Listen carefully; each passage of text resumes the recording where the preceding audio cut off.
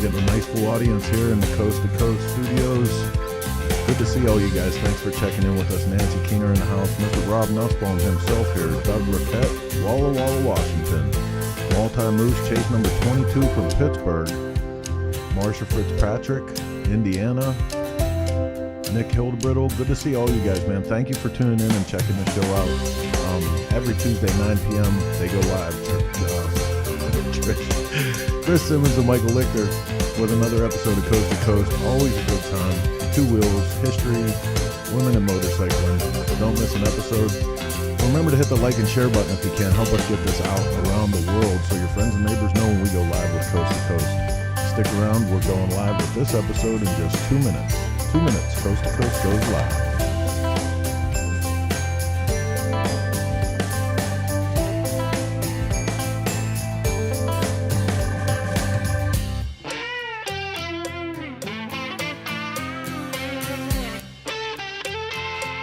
Kelly Weidman can't even get in the hot tub. It's too cold for the hot tub. Are you kidding me?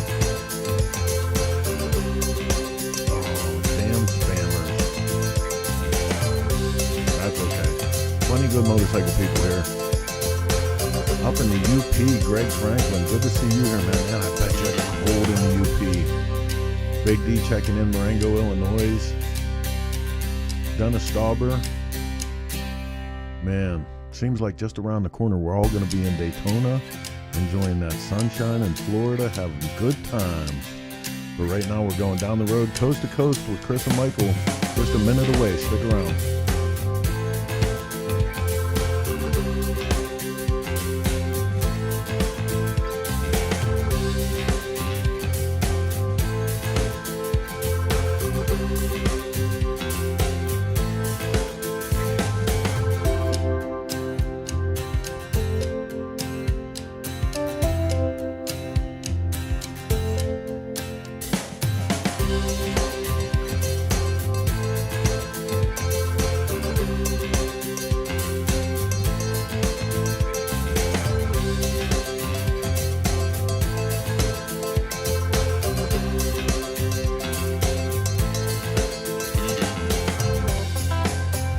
So many new faces tonight. John Mower, Camp Hill, PA. Marge Climon's in the house. Good to see you here. All you guys, 20 seconds. That means we're short time here on Coast to Coast. We're going to pull this one up out of the stable and get it on the racetrack and go live with this week's episode. Here we go.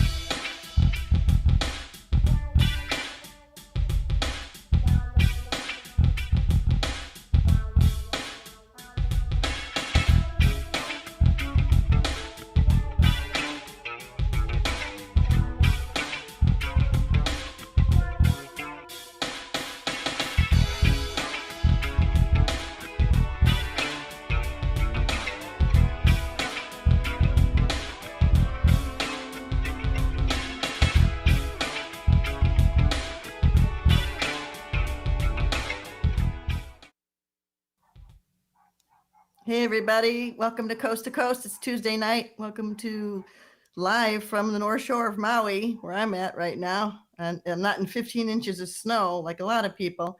I know my co-host was probably skiing today. So let's bring Michael Lichter in and see what he did today. There you are. You guessed it. I know. Did you like FaceTime us from the car the other day? That was so cool. You had your goggles on. And... So much fun. So much fun. Yeah. Yeah. You have a good week? Yeah, I did some interesting stuff this week. I have to tell you, there's a video.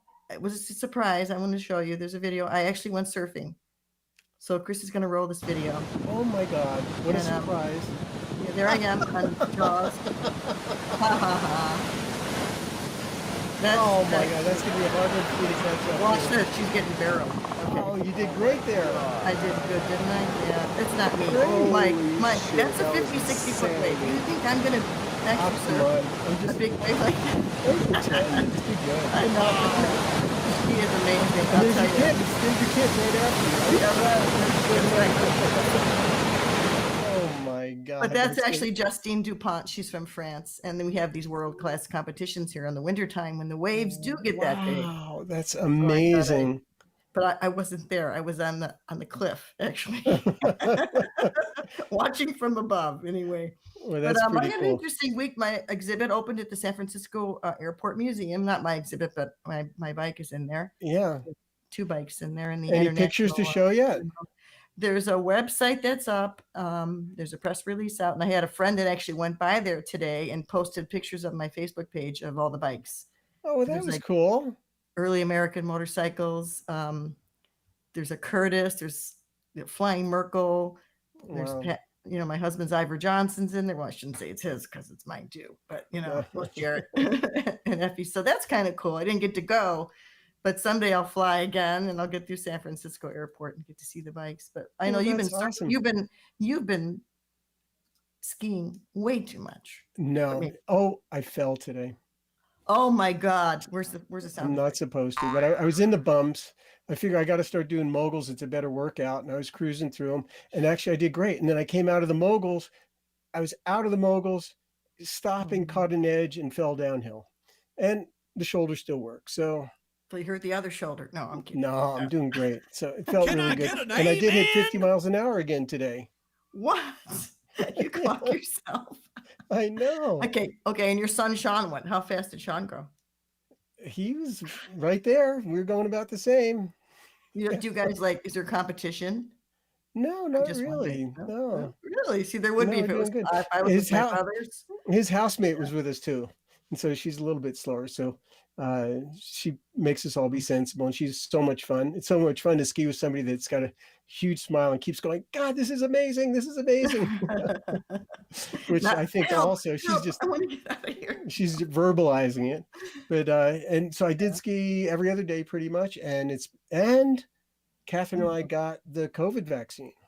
You did, and you feel okay. You didn't get sick or anything? Didn't get sick. It was a little sore. I was working out the next day. I felt it, but I think it's good to do that. And so that was Friday, and they only announced it my age group starting last Monday. So we did great. We did really good. And we're booked for the second one in the middle of Daytona. So I will not be in Daytona. I'll be getting my vaccine. Right. And I'm thrilled. I'm absolutely thrilled. That's great. Yeah. Hey, other people are thrilled. I heard that. See? I'm too young. My dad is 90, as you know, and he's probably watching the show. He got a second shot a couple of days, but he was not feeling well, and I was a little worried about him. But now he bounced back, and he's complaining today about stuff. There's too many people on the island. He lives in Florida on an island. These damn snowbirds, just get the hell out of here. He's feeling better. Anyway, we have a great show lined up tonight. If anyone hasn't seen our show, it's about women in motorcycling, amazing women that we know or we don't know, we find, and it's just been so much fun to share all of these ladies with the world. Yeah, incredible women that ride. They have incredible, compelling stories, and as does our guest tonight, who I met. I don't know. My first photo that I found of her tonight was from 2007, and I'll tell you, our guest is Trish Horstman. She is such a delight. She's on my cool list because she is so cool, and she is so delightful and so pleasant and wonderful to be around and hang with. So without any further ado, let's bring her on. Let's get her story out there. Yeah.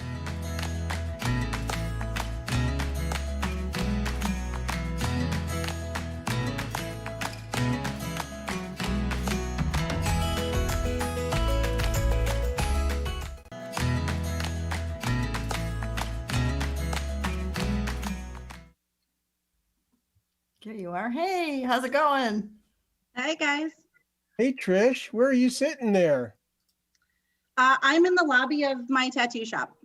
Wow. Well, I'm so glad, because we're certainly going to cover that part of your life as well, because you have so many interesting parts that you have pulled together and made into an incredible story. Yeah, I'd say. Thank you.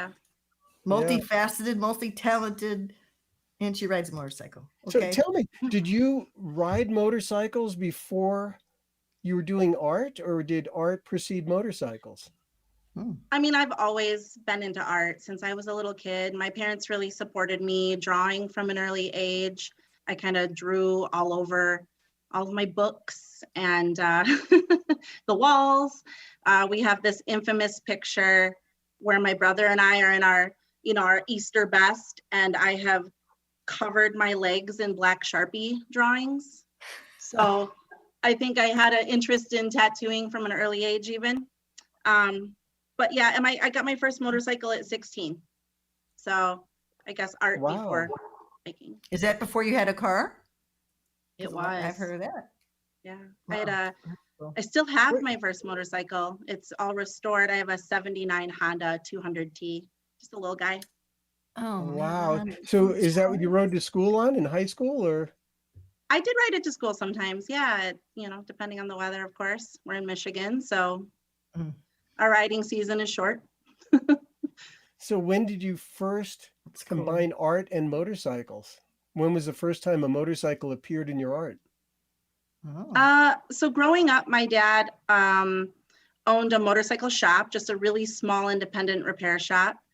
So small actually that he had to push motorcycles out each morning to bring motorcycles in to get on the lift. So we remember shops like that. That was all we had for a long time. That's right. Yeah. That's right. And so he would, I painted a lot. His customers would hire me to paint on their helmets and their tanks. And so in college, I took some airbrushing immediately so that I could learn a little bit about how to properly do it. So did your dad teach you how to ride, or how did you learn how to actually ride? My dad taught me. Your dad taught you. That's cool. Yeah. Wow. So you really grew up around it and in it. I did. Yeah. He was in a club for many years, and it was, really our lives were surrounded by motorcycles in one fashion or another for a long time. How about any chance you have a early memory of a motorcycle, like the first time, the oldest memory you have of involving a motorcycle? That's cool. Good question. I remember, so Chris, you'll be tickled by this one. My great grandma Ella always talked about, she had a Chief, and grandmother? My great grandmother. And we have photos of her riding it, but during my lifetime, I don't remember. Oh, yeah, killing me. So I think all these years, that was my first memory that I have, of motorcycles in some fashion. But as far as, I rode on my dad's bikes with him a lot growing up. So he'd put us, when we were too small to hold on tight behind, he'd put us in front of him on the seat. He had a lot of old Hondas and an old Iron Head. And then, as we got older, we'd go off to school that way and have to carry our helmet all day at school. And it was kind of awkward. You didn't get bungeed on, did you? I've seen pictures of that. No, my mom was pretty stern about that one, that we had to be old enough to at least grip, we had to hold on ourselves. Tight, hold on tight. That's so awesome. It sounds like it was really in your blood then. Yeah, it, from an early age. Yeah. So cool. Very cool. I like that. Let's bring a couple of pictures on. We have quite a few. So at least here's a nice intro picture. I don't know. This is one you sent me. And that's the main hallway at my shop. We call it the Gauntlet. It's like 6 of the 8 tattooers are down this hallway. So there's a lot of tattoos. And it is your shop, right? You're the sole proprietor. Yep. All me. That is amazing. And weren't you like 28 or something when you opened it? I was 28. Pretty young. And you've expanded too. You've gotten the place next door, knocked out the wall and made it bigger, and got the whole corner there. We got a picture of that coming up later. But I love this next picture too. This is one of Michael's earliest photos of you, right, Mike? From 2007, I believe. And it's a killer t-shirt. 2007. So that's when Trish was just a baby. Yeah. Yeah, that's ancient.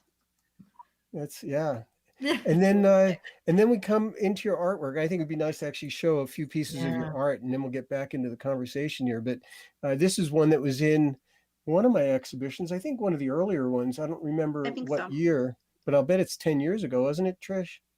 I think so. Maybe 20. Wow. Hard to say. That's cool. What do you call that one? Does it have a title? I never titled it. No. Well, we may have to do that before the end of the show. So then you have that one of a motorcycle, but this next painting is really, it's your, I don't know, do you call it your personal art or your commercial art? Because it's very similar to some of your flash, it seems. Yeah, it's so this is one of my more recent watercolors. And so as a Oh, tattooer, wow. you That's a know, if I want to, watercolor? it's a That's watercolor. amazing. Yeah, it's quite large too, like 16 by 20, which is pretty big for a watercolor.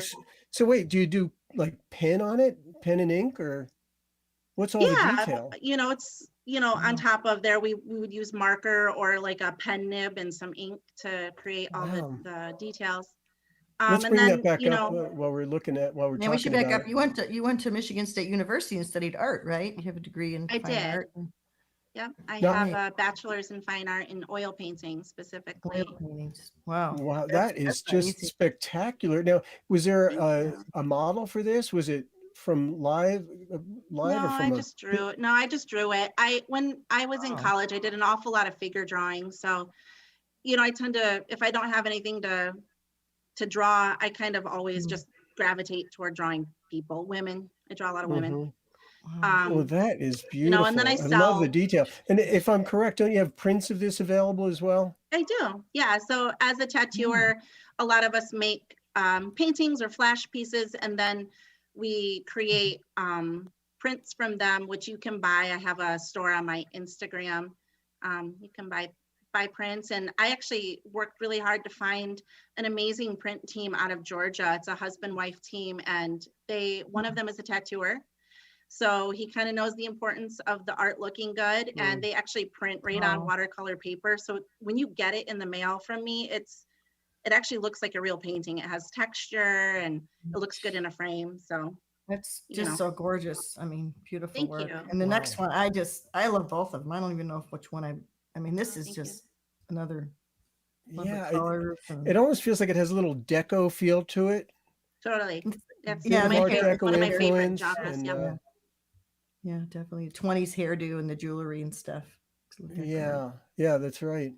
Yeah. Beautiful. Wow. So, do you like, what is your preferred, is watercolor your preferred? Do you ever paint in oil or? I do. Yeah. I still paint oil or acrylic. Watercolor is easy. I can carry it to and from, you know, work in a Mm, small box, and it's wow. it's pretty easy to work wherever I'm at. So whereas oil, you know, it's a mess. It stays on my easel at home, and the canvases don't move till they're Yeah. done. And it doesn't dry and it's stinky. But It watercolors, doesn't. I have to say, I've done some painting in watercolors. It's so hard because you have to have this the right concentration of water and paint, and it's we make a Plus, you mistake. can't go back. It's You make a mistake, you're yeah, it's done. unforgiving. But It that is. is Yeah. amazing. You're gonna have So to check out Kayla Cooney's setup that we showed last week. She has this I really yeah, cool watched it. box that she travels with, so she yeah, Yeah, could it's paint on incredible. location. yep. Look at this, That's and then there's your great. shop. I want to see this picture of your shop. It's so cool. Yeah, this amazes me. I mean, that shop Oh is yeah. big. That's the red on there, in case people aren't understanding it, is apparently the awning on the front. So it's a Yep. pretty big building and shop that you have there. My little Yeah, needle it's tattoos. I love them. 3650, just a little over 3,600 square feet. So it's a pretty That big is shop for a tattoo big. shop. Yeah. Wow.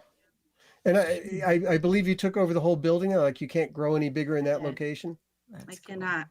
Did We're you do the actually, artwork so on if the you look, walls? Who did that? It's beautiful.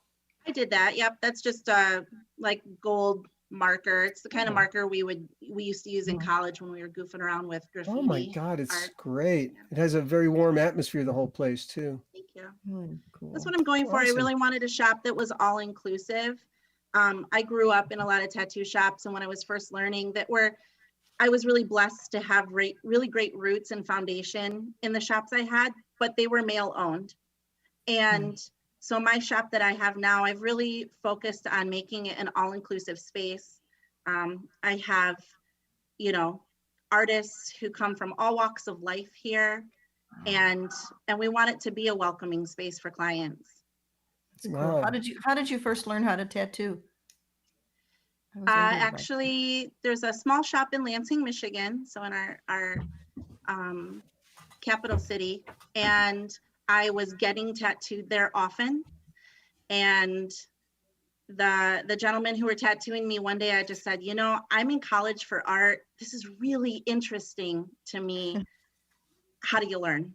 And the history of tattooing, you know, was really interesting to me. And so they said, you just do an apprenticeship. And and they took me on. I did 2 years there with them and worked there for another 5 before they closed and I opened my space that I have now.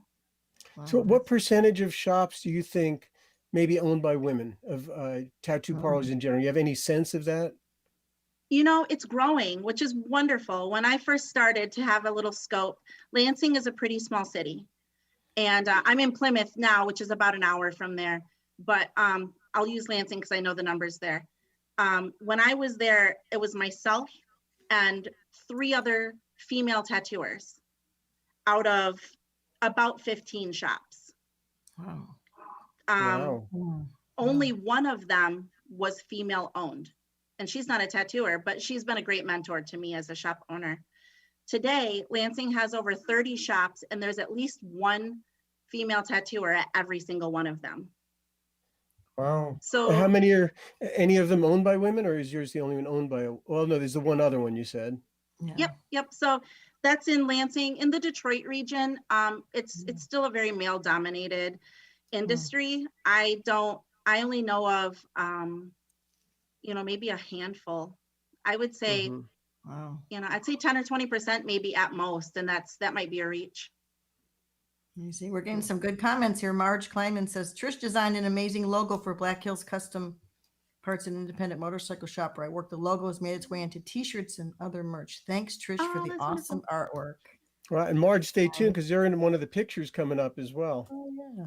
And when I first met Trish, I met you at Biker Bells, but I started following you on Instagram and Facebook and stuff, and I love what you do is the cover-up work. Like when people have like bad tattoo, or something that's outdated, they want it fixed. I think it's really cool that the things that you do to recreate it and redo the tattoo and make it something better. So thank you. Yeah, it's honestly some of the more rewarding work I do is, helping someone take something that maybe they're not in love with anymore, or maybe it has a bad memory attached, or it was poorly done. Tattooing as an art form has changed so much in just the decade and a half that I've been in it. And to be able to take that and turn it into something they can really be proud to show off it's very rewarding. Wow. Who's the oldest person you've tattooed? My mom got a tattoo at 80. Okay. And I couldn't believe it. So I actually just saw on my schedule tonight, I have my friend Mickey, who is, I believe he just is turning 85 or 86. That's awesome. I'm not positive of his age, but his birthday is on the 19th. I know that, so it's coming up. And he also rides motorcycles. He has a really awesome old shovel head. And he's a riot, and he's just covered in tattoos. And he's been a huge supporter of mine since I first opened. Well, that's so quite the company. He's 85 years old, fully covered, been around, and he's chosen you to do his tattoos. That's pretty cool. You're his artist. Right on. I love some of this tattoo flash. I love this other one too. Oh yeah, let's bring some of that up because these are your own designs, right, Trish? These next couple of shots here. That's really cool. This is a little painting I did for they were selling. So there's an event called it's Snappy. Still not asking for it, and my shop has been chosen as they pick one shop per region each year to host a fundraiser. All of the money goes toward rape, incest, and abuse networks, bringing awareness to helping victims, actually through some really amazing organizations each year. So still not asking for it. We've been chosen a few years, and this last year, because of COVID, unfortunately, we couldn't have our event, which normally we do 100+ tattoos in a day. And all the money, I think the year before we raised a little over 10 grand in that day to give them. And so this year we did flash instead, and we raffled off our flash paintings, and that money went toward the cause. So cool. Well, that's not the only event you do in a year, right? No, we do an awful lot of conventions, so we travel quite a bit. Yeah. When you say we, is that you with several artists, like as a shop you travel? I take a few artists. There's 8 of us here. So usually it'll be, 3 or 4 of us who go. But for me, it's very reminiscent of, I always joke about it. My baker friends, we always call it like the carny lifestyle. going to motorcycle shows, setting up and sort of peddling our wares, and it feels the same. And so it's very reminiscent, and it makes me feel good to like, you set up and you say, here's my art, come buy it, or here's tattoos I want to do, come get tattooed, and you actually sit and tattoo people right in the convention center. So there's something about that lifestyle, because I know that when Easy Riders in the heyday had their bike shows, and I did this for like 25 years. In some years I was up to like 7 shows where my equipment, I used to photograph bike features at the shows, and so my equipment would stay in the trucks. I'd fly home because I had to work in my studio for a few days, then I'd fly to the next city. And I'll tell you, by the end of a season of that, you feel so close to the people around you that you've seen weekly, and they're from all over the country. And it is that carny lifestyle and carny feel. And there's always like that last night in the bar, and a lot of this, you feel very nostalgic. You're going to miss all these friends you've made. And I wonder if it's probably very similar to that. Very much so, yeah. So all day long you're tattooing, noon to midnight, and then everyone piles into a bar, and you eat food you probably shouldn't and start eat, telling stories. Start telling stories, yeah. And it's very same, yeah. What about your other event? You do a motorcycle event that you produce, I believe. Yeah, we have a show right there in that street in front of my shop. We close 3 blocks of the street from the train tracks all the way down to the next block. And it's called Bumpers, Bikes, and Bands. We do it at the end of every July. So normally when I was traveling with Baker, we'd have this crazy time setting up the show and then have to immediately leave for Sturgis. But so we would, it's cars, motorcycles, and then we make a main stage in the center of all of it, and we have musicians come perform. Wow, that sounds like fun. Wow. I can't wait till we can do that stuff. We showed the pictures, but I too. don't think we really explained your relationship with Baker Drivetrain, have we? Oh, yeah. I'm not sure we have. I don't think so. Why don't you tell us about that? Because that goes how'd you get pretty darn far. Yeah, and I like the story how you got hired. And it's really kind of how I met you, I believe, was through your time on the road being a carny with Baker. I think a Baker so. Carney. You could bring out picture number 14 again, 14 and 15, Chris. Yeah. Because you are so good at this. I mean, thank you. You engaged with people so well. So tell us exactly what you were doing there. Sure. I'm selling 6-speeds.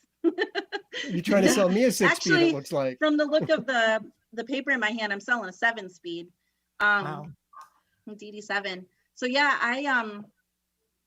I met Burt Baker in, I think it was like 2003 or 4. And I was just coming out of college and just coming off my apprenticeship tattooing. And he was getting tattooed at the shop that I learned and worked at. And he hired me to design a couple t-shirts for them. And then one thing led to another. They offered me a job in the marketing department doing just general art for them. And I knew a little bit of graphic design from my previous job. So I worked for them for a little over a decade doing that. And then of course, with shows, traveling meant, making sure that our company was represented well on the road, that the Baker name had a good show at the other events that were going on during Sturgis or Daytona or, any of the other, there were some rallies that we traveled an awful lot together. But, also so cool being in the booth during the day, I was selling transmissions. You're selling, but being who you are, like in that first photo there, you're wearing a t-shirt that you probably designed. You were showing a brochure that you designed, and you're selling a product that you knew intimately well. And so you really believe in the whole thing. I'm curious now, a lot of times being a visual person myself, I go to these shows and I go, oh my God, how could they have set up like this? Why didn't they put the banner here or there? So were you also involved with the whole setup and the look of the location there? Yeah, so that trailer that was behind me in that picture is a 40-foot gooseneck that we would haul out behind a truck. I think that's the same one they still use. And, we pop up the awning on the side and put it all together and have these displays that the transmissions are on. I would work with the engineers, myself and Scout when he was there too, work and make sure that, the displays were educational and showed the parts in their glory. Baker products they're really functional, but they also have a good look to them. That form follows function. It's to the core. And so we would make sure they were out there, because sometimes just walking up to a booth and seeing, the shininess of something, and letting your customers touch it and know that it works and turn the gears and all that, it was a good selling feature. That's and then when you awesome. did started doing the installs at the shows, that was even taking it a step further, I And think. boy, that's the Yeah. Baker team there, huh? Yep. There it is. Yeah. Right. James Yeah, the Simonelli, Bakers have, Bert and Lisa. I mean, it was like a family in a lot of. I presume it's kind of run like a family in many ways. it is, yeah, and still are. Bert and Lisa, I get messages from her frequently, and she buys my paintings and supports me. And I did a raffle for a tattoo session during our shutdown in COVID. Michigan had a shutdown for a little over 3 months, and she was there supporting me during it. And Wow. Nice people. Yeah. they are nice people. That's So awesome. Very cool. Then we have to talk about your husband. I know. I can't believe know. that hasn't come up yet. We've shown a lot of the pictures. We showed you with Willie and Roadside Marty, of course. But now we have when we get to number 19, it's you and Evan, because there's our buddy Roadside. Yeah, there. Marty. Roadside. Aw. There we go. That's And probably Willie at the the Willie tattoo. show. Yeah. I think that That's was all. the year I won Willie's. Little. Did you? I did with the Iron Head. Yeah, with Hellcat. With Oh, Hellcat. Oh my Hellcat God. took it away. That's awesome. Yeah. I didn't That's know great. that. Wonderful. Oh, And then there's Marjorie. There's Marg. so Evan is such a big part of your story, and also tied in with the motorcycles, because why don't you tell us a Very. little bit about Evan and your meeting, because I love that story. Yeah. Sure. Yeah. We just had some mutual friends. His old business partner, Jason Hallman, and him, they owned Plymouth Cycle and Speed. They were coming to get tattooed by me, and we ended up bumping into each other at actually a party at Bare Knuckle Choppers, and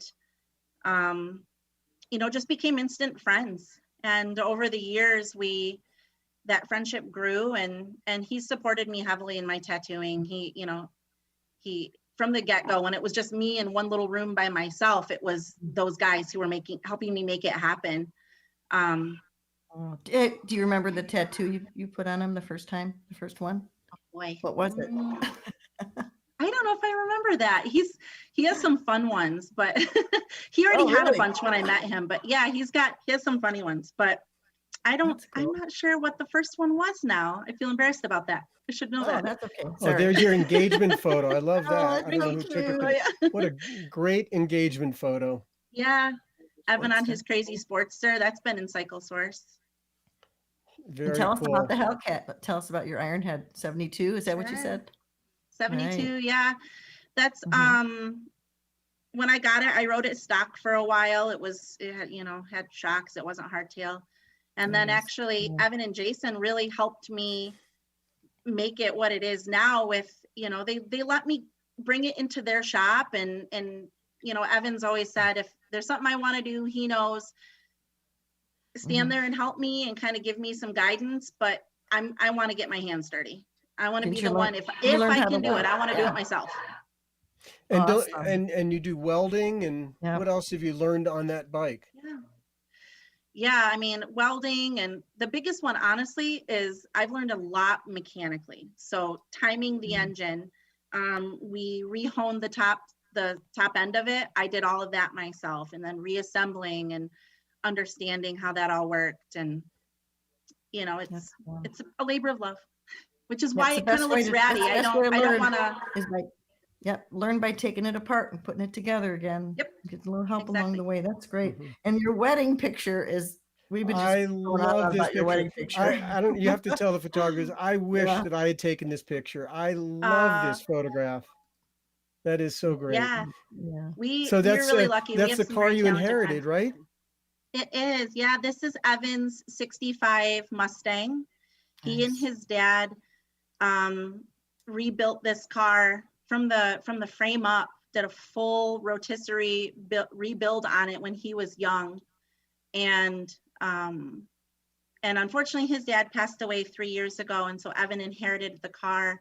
And so it's kind of the family's prized possession. We take it out in the summertime and go for a cruise, but his dad was still alive during our wedding and let us use it for our getaway vehicle.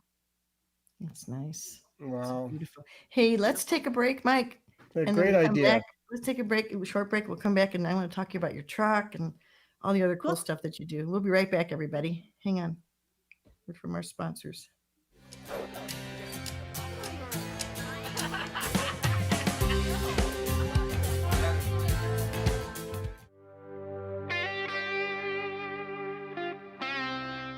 I guess it was about 1958 or so. I was 13 years old.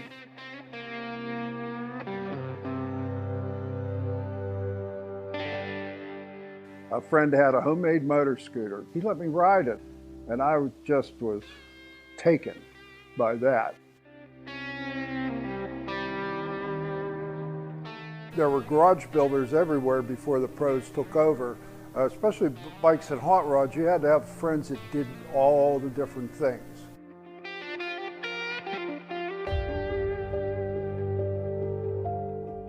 There's nothing in a Harley showroom I want, but if you tell me about a box, some boxes in the shed, man, I'll beat you there, you know. And then it was that fun and that personal pride that you took a basket case and you made something out of it. You know, anybody can go buy one of those, but you got to build one of these. And that's the difference.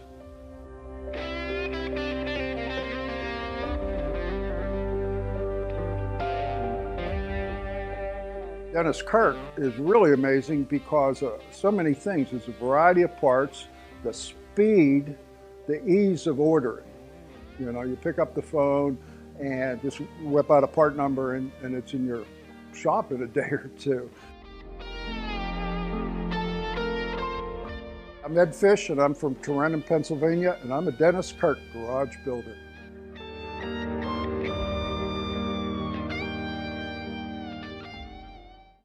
We're ready to race. What's your strategy? Go fast. The Fueling name has been associated with racing and high-performance engines since 1974, when founder Jim Fueling started fueling the flames. From Daytona to Monaco, from the Bonneville Salt Flats to the Indy 500. Fueling is here to compete. Look for the Flying Pig to run up front this year with pilot Ben Bosman. Fueling. No bullshit, just performance.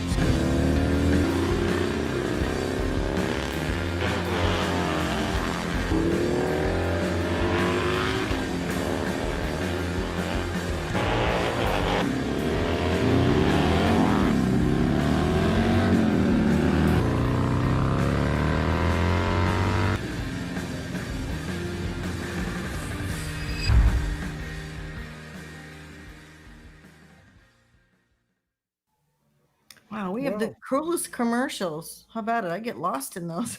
Yeah, we have Dennis Kirk is back with their new garage build project, and that was a new one from Fueling Parts. They do performance parts, so it's really nice to see them on board as well this week. But speaking of who else is on board, we have lots of people returning, coming back every week. I see that, and past guests too, which is always nice to see, isn't it?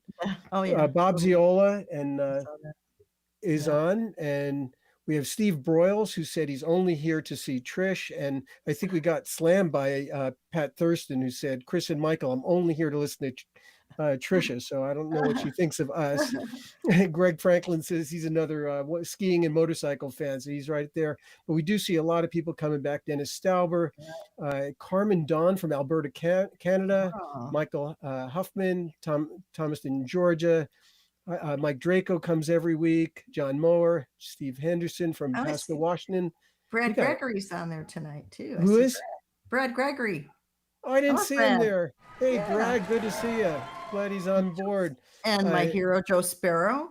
Kelly Weidman, Rick Rodriguez from New Jersey, Lancaster, PA, Keith Kronoff, Brian Pelletier, he's here every week from Swansea, Mass. Nancy Keener's back from Maryland. We got a lot of people coming back. It's awesome.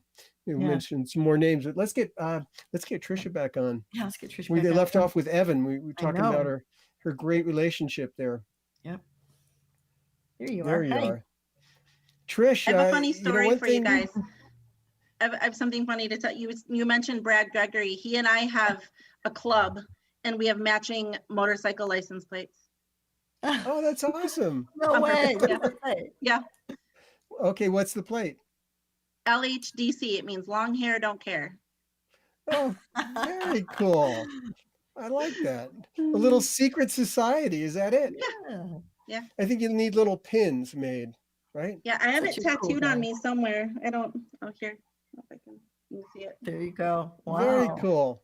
That's awesome. So now you and your husband, you have such a Yeah. cool relationship and you do so much together and he helps you with the bikes in his shop and Mhm. help with each other with the shows and events. But one thing that's very cool is how you brought him into Baker with such a great proposal and idea. I think that was very cool how you brought your relationship into it and you could keep traveling, and that's so cool. Why don't you tell us about that? Yeah, I don't remember the exact year. I keep thinking maybe 2006 or 7, something like that. We had this brainstorm that, I'm like, how can I help sell transmissions? And he said, we can install these on the road. And so he and Jason showed me how. They said, this is how fast we can do it. And we made a proposal, made a little PowerPoint, and we took it to Bert and Lisa and said, you know what, we think that we can do this on the road. And we think that they could install like a transmission a day. And they ended up doing 2 a day at the first Sturgis we did. And then it just snowballed from there. And we got to where it was kind of a nice excuse for me to be able to travel with Evan, but also, Nice. be able to support the company that was feeding me. And so we would take Evan's truck and trailer as well with, bike lifts and to all the tools they would need. And we would pop up a tent right next to the Baker tent, and they would sell, install the transmissions that we were selling in the Baker booth. So. You know what I find very refreshing about that story, and I think it's, and some companies have it and some don't. But here's a case where somebody has a great idea and it comes from the bottom up, and the owners hear it, and you're thinking about the company, and it's good for everybody. It was good for Evan. It was sure. good for you and Evan. It's good for the company, and they could respect that and look at the idea and say, wow, that's pretty cool. That could really work. So I think it's wonderful how that came about and became such a successful program. Absolutely. Out of And, curiosity, a little off topic, but I'm curious, does Lisa ride? I've seen her ride. She had a Softail for a while that she rode, but I think that her thing was always something about she didn't want to be irresponsible and ride with her children being young. Now she's a grandma, so I don't know, but I've seen her ride. Yeah, she knows how. Well, I haven't seen her. One person that's got away from me on the camera. I have pictures of her, but not riding. Yeah, she's cool. She's a pretty incredible lady. Mike. Grandma's got a ride. Yeah, that could be another little secret club, right? Grandma's that ride. Grandma's got a ride. That's right. But I guess this brings us to another part of your story. That's Throttle Gals, right? And Yeah. We're gonna talk about the truck. There's a white truck. The truck. We I got love yeah, this my truck. very I'm cool sorry. truck. I'm into old trucks. I always have been. That's beautiful. I love it. Yeah, this 66, is my right? current baby. Other than my FXR, this is what I end up wrenching on the most lately. It's a 66 F100, and it's a labor of love for sure. But it has a 351 Windsor, has a 4-speed. Oh, nice. So I write a lot of articles in Throttle Gals about all the stuff I'm doing to it, but it's fun. I hope my son's not watching tonight, because if he is, he's going to kill me tomorrow. Because You're in trouble. This is just a further reminder that Pat Patterson got our 64 Ford stepside from us. Wait. He didn't get it. You sold it. Tell the truth. I'm telling your kid. Sean, if you're watching, I'm on your side. Don't ever sell. I sold some old trucks too. I had a 37 International that I was totally in love with, in a 56 Chevy. So I get it. It just needed more work than I had the ability to do. They're just old friends. I just something about trucks, right? I'm sorry, I'm in love with them. But I did mention the story. I'll mention here our guest that 64 Ford truck. I drove that to college, and it ended up being so much work. I did sell it, and then for my 50th birthday, just through the grapevine, somebody called looking for me. I was traveling. My wife spoke and said, "Oh, just tell him I'm the guy that bought his 64 Ford." And she said, "Oh, really?" Are you still driving it? And he said, no, I haven't driven it in a few years. And then my wife says, well, would you sell it to me? And he sells it back. And that was my 50th birthday present. Oh, And then Sean drove it to college also. That's why he's so pissed Oh. that I sold it. Oh, hey, well. maybe it'll come back around again. I have first right of refusal. Pat is not allowed to sell to anybody else. So Yeah. anyway, but now we're on to Throttle Girls, because that's Yeah, another Throttle Gals. That's another Throttle great Gals. story. And I'll leave that more to you and Chris, because I know Chris is part of that as well. Go ahead Yeah. and tell them about Well, how part of it, and you that and you've been on Donnie. the cover. You and Donnie, yeah. I'm sorry, Yeah, I meant Donnie, you've been on the cover. Don't Google search Throttle Girls. It's a whole different kind of website. We learned that the hard way. Oh, then I really So Throttle misspoke. Gals. Yeah. Throttle Gals is a little magazine that my friend Donnie Langdon and I put out. And we are in our 10th year now. And it's 6 times a year we put it out. Usually there's a handful of months in between. We're not the greatest with getting it out exactly on a schedule, because it's just the two of us, and we've got a little crew of people who help us and contribute. And story writers, like right there, I see going across Allie Chisenhall. She's an amazing engineer. She does a lot of engineering stories for us and tech stuff. So yeah, it's a magazine. Really, it's focused on women in motorcycling and with cars. We always say if it's got an engine and a woman behind the wheel or behind the handlebars, we'll show it off. And we've done stories on everything from, cars, trucks, bikes, whatever, to snowmobiles, trains, airplanes. I mean, we've done stories. So that's so cool. Wow. Yeah, Chris and was and on as our you cover told me, years ago. it's really a labor of love, right? It is, yeah. It's been something that we've put out now for a long time. We're not looking, we don't pull paychecks. We travel to shows and set up our little pop-up tent and try to get subscribers. We really have passion for the idea that a print magazine still has validity in. Can I get an amen? I think the sound effects are coming from somebody that understands print. You know what? I think so. You had me at no paycheck, okay? Because that's what I did for years. So yes, it's a lot of work, but it is a labor of love, and it shows because it's a great magazine. I have a couple copies. It's amazing. Yes. Good work. Thank you. Yeah. Chris Callan, he knows we've had some long talks about that battle of do you go digital? How do you interact still with the way that the world is changing, with how people read? It's all on the internet, but we really want, so we've got a good footing in our Instagram and our Facebook, but we still want people to have a tangible book that they hold in their hand and can flip through. That's really important to us. Something about that's fantastic that you have that commitment, and it's wonderful to see print still working somehow. The funny thing about that, guys, if I can break in for just a minute. Absolutely. Trish, you're the expert here. I'm sure you've done this reading also, but a lot of the big news sources like Forbes and a lot of the companies that have actual staff to do research, they're starting to show that there's a generation behind the millennials now, the post-millennials, that are suffering from a thing called tech burnout.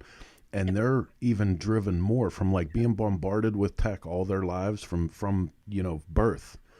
They're starting to go after tactile experience more. And, even in the late part of the millennial generation, they're starting to see, the desire for actual textbooks in classes and actual library experience. And, so it's a completely different thing. Like, it's ever evolving. And, I don't think that when we first saw a lot of this technology hit the scene, we thought, oh my God, all of this is going to go away. And I think it's just kind of finally settled into a new normal. And it's like Trish said, the best thing about it is you can now treat a magazine like a magazine. You can keep it for a specialized, enjoyment of what it is, and you don't have to cram it with, a lot of the business stuff that you had to do as a media outlet.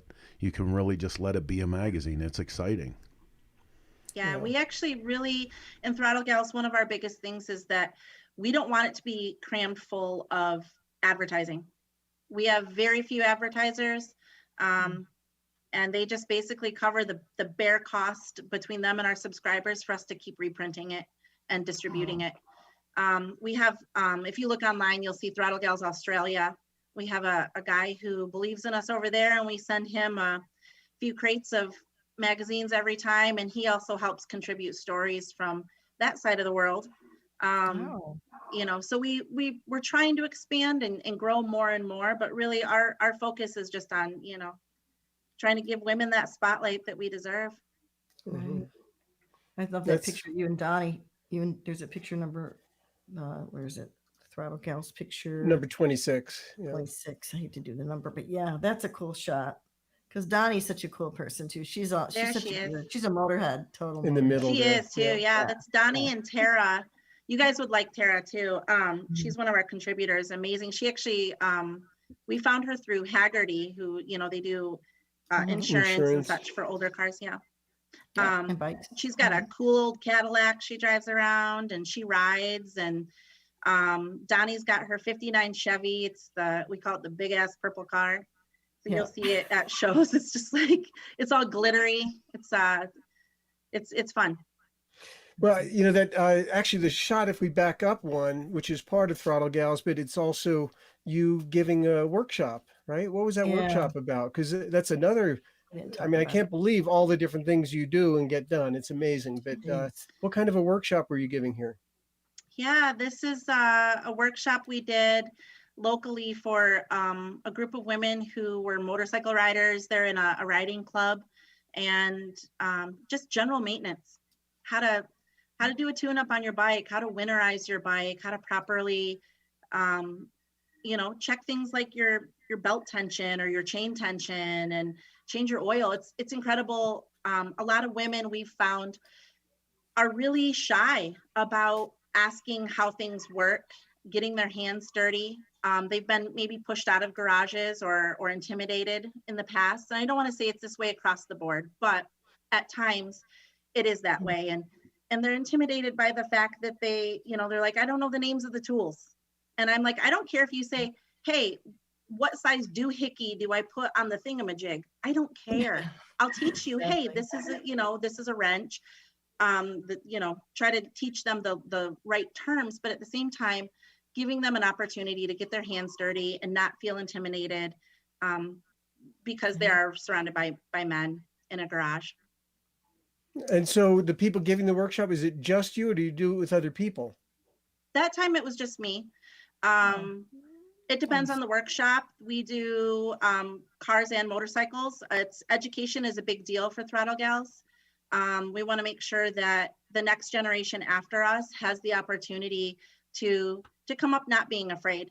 Donnie and I were both really lucky. We had dads who rode motorcycles and worked on cars. So from a very early age, we weren't taught to be afraid of getting our hands dirty. We were right in there.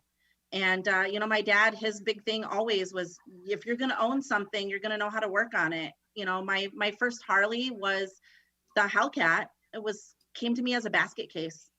And he said, you're going to put it together. You're going to learn how to kickstart it. You're going to ride this thing if that's what you want.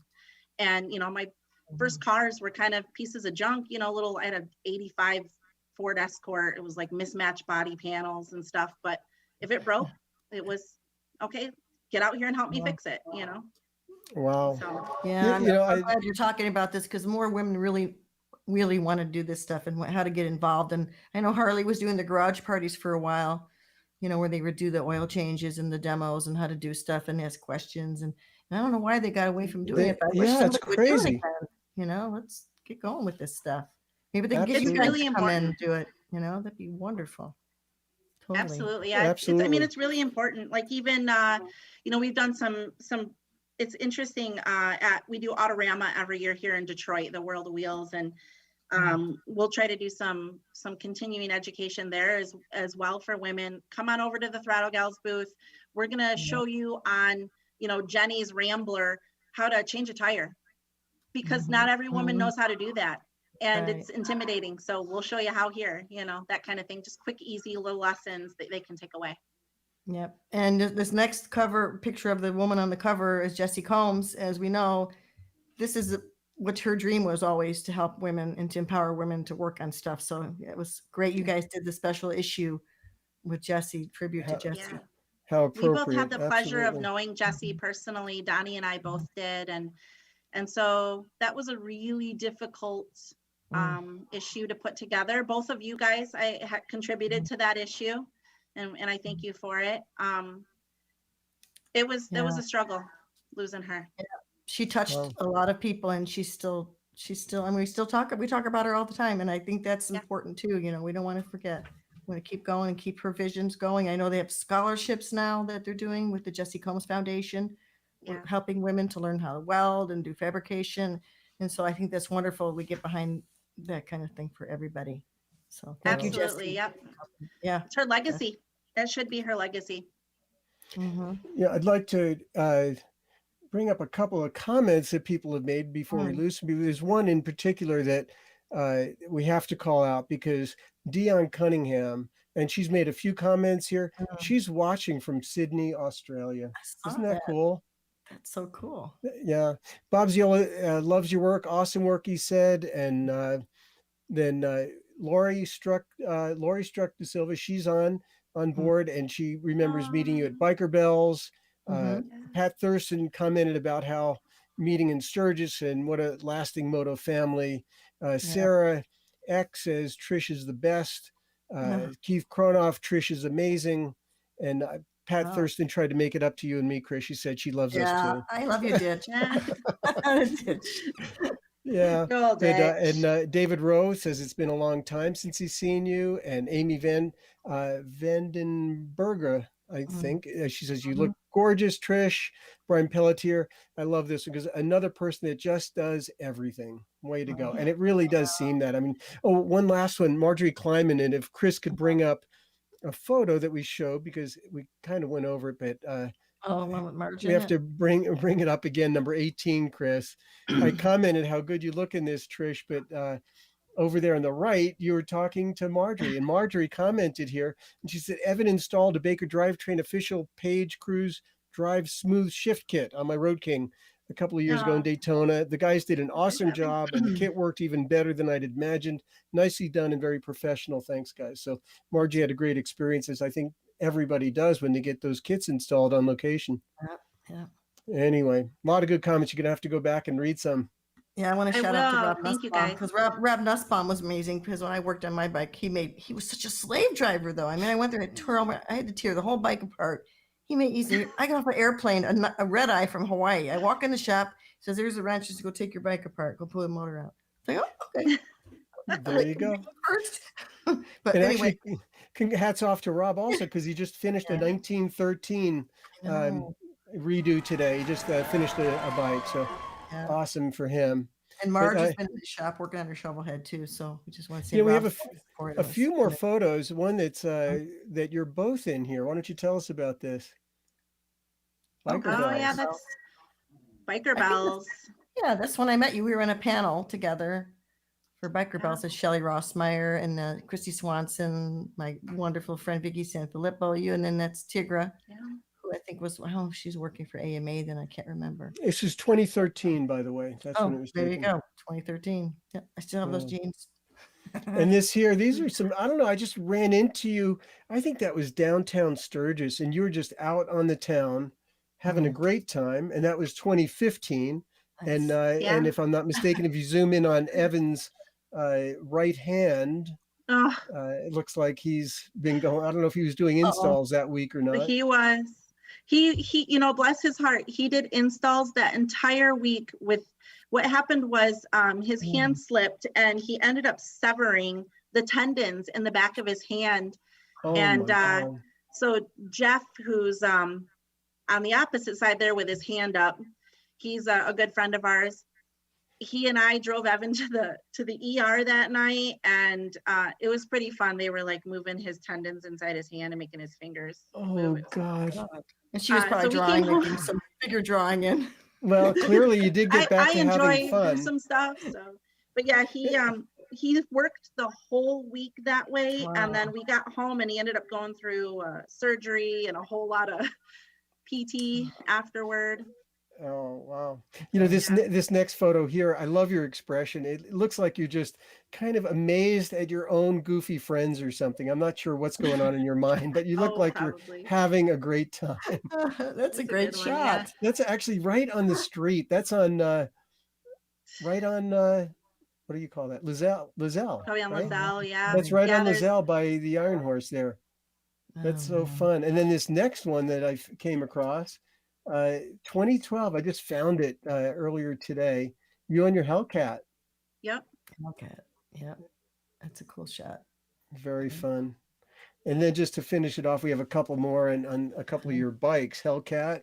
I like this. This shot almost looks like it was. Doesn't that look like it's from the 60s? If you could change the car in the background. Oh yeah, definitely. I love this shot. And I love the front. Look at that big front wheel on that bike. You said he Yeah, had a big front on wheel. Evan's bike. Oh yeah, Evan's Sportster. That bike is gnarly. Yeah. It looks it. It looks great. And then of course you on your FXR, ready to Yep. blast. You said you have a That's, few bikes, don't you? She has her I first bike. do, yeah. So those two that you saw there, and then I have another 72 Ironhead that I haven't ridden yet because I need to build it into something. It just sits in the garage right now until I come up with what's happening to it. I think it's going to be like maybe the really pretty twin sister to the Hellcat is what I keep thinking. Ah, Like, So not rusty. maybe you're like Michelangelo looking at a giant 4-ton piece of marble saying, there's something in here I have to reveal. yeah. A piece Yeah. of art in there that I'm going to uncover.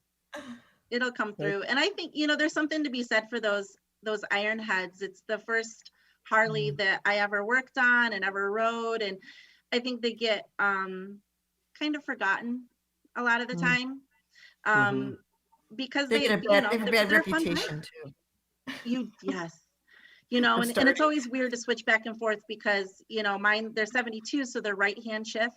Yeah. So there's always that, back and forth going from right to left is a little bit of a struggle. Yeah. And you know what? Let's talk about what I know. I want people want to see more about your tattooing, and maybe we can pull up your website. Maybe Sure. people want to go. I want to get a tattoo. I want to get one now. I'm like, yeah, I'm Come gonna get have a one in few years. tattoo. I know you're my girl. I'm coming there. I would love to tattoo Definitely. you. Okay, Yeah, we'll make a this date. is awesome. I have a couple, but I want a tattoo of my Effie. Yeah, you got a tattoo with your mom, is that right? Or with your sister? Yeah, my mom and I Remember? went. And daughter. My daughter. Well, my daughter. I don't know if you can Okay. see it. My daughter and I went, and we got this chickie for my mom's 80th birthday as a surprise. My mom's nickname was Chickie since she was a teenager. So we went and got these tattoos as a surprise from my mom. And then we showed her the tattoo. She's like, oh, and then 2 weeks later, she calls me from this tattoo shop and says, I'm getting a tattoo. Is that okay? And the guy says, is it okay? And I'm like, hey, I don't care. She said 7 kids. I'm sure you're not going to hurt her, And then I went, and hers was a little bit bigger, of course. I have a shot of all 3 of us with our chickie tattoos. But the guy was like, this all pierced and tattooed skulls and all this stuff. And he said, I love your mom so much, I put a chickie on my leg. It's so funny. Aw, I Little love that. chickie, yeah, definitely. Oh, you missed the Wow. chickie shot? There it is. Oh, there it is. My daughter has one the same. My mom had one too. But that's the legend of the chickie. Wow. Mike doesn't have any tattoos that I know of. Do you have tattoos? I don't think Me? you have, do you? You're not a tattoo guy, are you? Mm-mm. Oh, okay. No. Well, we'll talk about that on a later date. Snowflake, something. I could say it's against my religion, but really I'm somewhere between a pagan and a heathen, so I don't know what to say about Hey, it. my husband doesn't have one either. Pat doesn't have one either. People are There you like, go. We'll Got a start our own guitar. club. Pat and I will start our own club. You can get some There you go. license plates. Some Get a secret, license. some secret society of untattooed guys. Well, Very thanks cool. so It's much, funny, Trish. there's- I don't want to say Oh, you know, goodbye. I have one more question though before we go. I'm Yeah, sorry okay. That's that okay. I'm really curious. Mm. Again, almost like a number of our guests, like Kayla last week, who's basically retiring, going to South America for a year or whatever. I mean, I'm amazed at these stories that you've accomplished, but I'm curious, you have any idea of like maybe in 5 years where you think you may be? Or I mean, you've built this incredible shop. You have your events that you do. You travel to other events. You You produce it. I know that you don't work with Baker anymore. You moved on, but because I don't know how you could do any more. Oh, and you have your amazing organic vegetable garden that's growing. I And know we didn't talk about your gardening skills. yeah, we never did that. But where do you think you'll be in 5 years? Do you have any, or do you not think about it? Is it just one foot in front of the other? No, I'm very goal oriented. I'm a super positive thinker. And so, you know, and this is what I want to do. I always tell people I'm never going to retire. I want to tattoo until I can't hold on to a machine anymore. And I want to ride until I guess I can't, you know, hold myself up. I have no desire to change those parts of my life. And I'm always going to be a maker and a creator. So thankfully, I think that there's always something to write about. I hope Throttle Gals doesn't go away anytime soon. And, you know, I help out a little bit here and there with Evan's shop, Plymouth Cycle and Speed. He keeps super busy there. And so, you know, between the two of us, our lives are really dedicated to our shops and making sure that works. I'm a happy aunt. I didn't include pictures just because I didn't ask permission from my sister and brother, but I have 2 little nieces and my husband has, 4 nieces and a nephew. Oh. So, you know, we really pride ourselves on our time being an aunt and uncle, and you know, that's kind of what my life is. That's Wow. awesome. It's kind of interesting to hear that you're goal oriented. You know, a lot of people just one foot in front of the other and things happen. And of course, every new thing that you do brings 10 more new things that it can open up possibilities, right? So you never really know, but it's interesting to hear that. By the way, James Simonelli chimed in. Yeah, I have not seen James in years. So James Simonelli is so nice to see. And he did, There he is. there you go. There And he is. he did make a comment, just hi Trish, with a big heart next to it. So that's really sweet. I think a lot of people miss you and everybody loves you so much. So you're such a great I love spirit. that question, and your answer is, I mean, it's so you know, you're such an inspiration, and stay positive. I just love that. We need more people like that. I miss seeing you live, but it's really been a pleasure to hang out here tonight. I'm so honored that you guys even thought to ask me to do this, just because I feel a little disconnected. It's really strange to not be in the motorcycle industry the way that I was, you know, 5 years ago and in the decade before that. This is a really bizarre feeling nowadays to just do my tattooing and focus on my art. But I have so much gratitude for what got me here. And so thank you for giving me some time. Well, and you say feel not connected. Well, go back and watch the show and read the comments, because you're going to connect with a lot of people that chimed in here that do miss you as well. Oh, Lisa Baker. I saw a just little got on comment there from too. Lisa there. Thank you, Lisa. Yeah, I saw that. Baker. That's awesome. Oh, Lisa Baker did get on. Yeah. Hi, Trish. You're an amazing woman and I love you. So much Oh, I love you too. good vibes going out to you. Yeah. Steve Wow. Broyles, never retire. Never retire. No. Just keep I'm so going. glad I got to know you more, Trish, just from doing this Thank you, show Chris. and the pre-show and stuff. And I'm honored to, I call you friend. So Thank we you. will- Likewise. We will hang out. Thank you, I hope Trish. so. And I look forward to when we can hang out next as well. Definitely. Me too. Big time. Okay. All right. Bye-bye. Take care. Bye. Thanks, guys. Take care. Thank you. Stay safe. Bye. Oh my God. Wow, what a wonderful. I told you, I said I've always loved Trish. I mean, since I met her, she's been on my cool list because and like you said, we didn't even get into gardening because I taught gardens with her as well. And she just has her hands in so many different things and is such a positive spirit. You know, when I'm around her, she just makes everybody feel good. Yeah, very inspiring. I'm inspired by her, you know, and it makes me want to think, God, I got to get off my butt and do more stuff, you know. It's just like, Soon, very soon. Yeah, it's All just right. a strange year. We just want this year to just kind of like, okay, let's get back to normal, you know. Absolutely. So, and thank our sponsors once again. Thank you, Cyclosource Media Group, Dennis Kirk, Fueling. And all the channels that host us, like Chopper Town and the other channels that host us, as well as we have to do a call out because, Cyclosource does do other shows. And tomorrow night in particular, Paul Jacobson will be on the Cannonball tomorrow night. That's the Cannonball Chronicles that start at 9 p.m. Eastern on the same channels that we're available on through Cyclosource.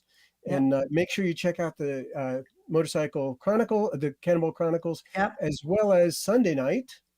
Shop We Talk. got Shop Yeah. Talk. Oh, I have big news. Can I break big news here about Shop Talk this Great week? big news. Please Absolutely. do. Guess who one of our guests is going to be on Sunday night? Who? Rusty Who? Wallace.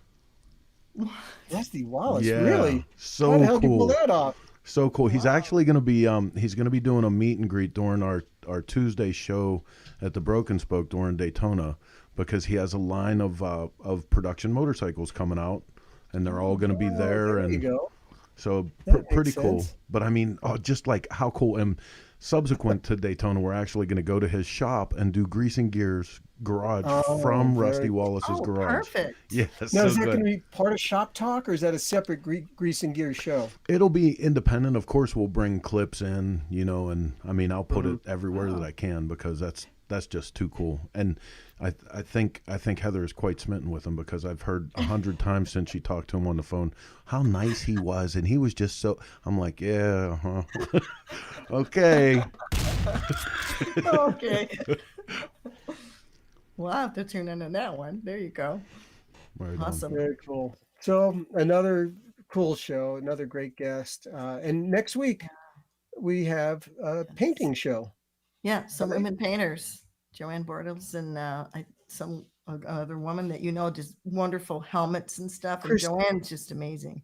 Christina Plattis. Yeah, Christina was a guest in one of my exhibitions, and she painted a helmet for a show. And in meeting her, kind of like the feeling I got from Chris, you're around certain people and you go, God, they're just so up and positive, and you want to be around them. And she brought a great energy to the gallery. So we're going to bring her on. I think it's going to be really cool, because we have Joanne has been painting for forever. some decades now. She's 'Cause amazing. I don't even have any digital photos of Joanne, because I don't think she goes out as much. So I don't have any photos I don't think in the last 20 years. Maybe I've ran into her somewhere. But Joanne is the queen of flame. Okay. But I shot a lot of film of Joanne in the 80s and 90s. She's got books on painting. So the combination of her experience and history in that field, with Christina's outlook also being a new person in the field, is going to be a really delightful combination, I think. So Joanne she's on my cool list for sure. Definitely. There you go. I'm excited to have her on.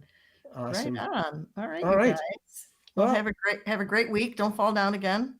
Once is enough. 21 days, one fall, so not too bad. Yeah.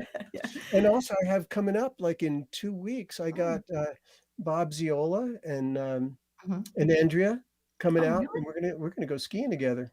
Awesome. You're gonna keep. She's competitive though, so I watch know out. she is. I gotta let her go first. I'll let her she go will- first. She will clean your clock. She'll ski my socks off. I'm sure. Right on. All right, everybody. Have a great week. Thank you again, Chris and Heather and everybody. And Yes, all you out there, thank you so much for tuning in and giving us your time. thanks, See ya. everybody. Thanks for We'll all the see you next comments. week, 9 p.m. next week. Bye-bye. See you.